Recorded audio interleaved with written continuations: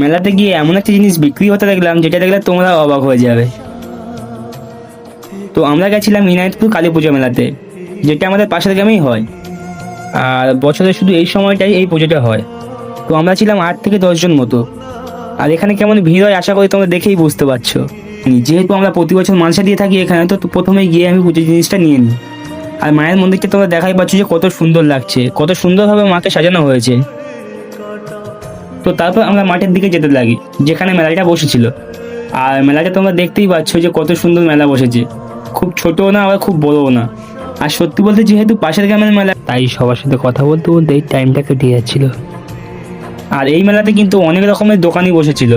আর এখানে দেখো কেমন বাজি ফাটছিল। আর তোমাদেরকে একটা জিনিস দেখাবো বলেছিলাম না, তো দেখো। বলছি ভাই, মেলার জুতো কবে থেকে বিক্রি হতে শুরু করেছে।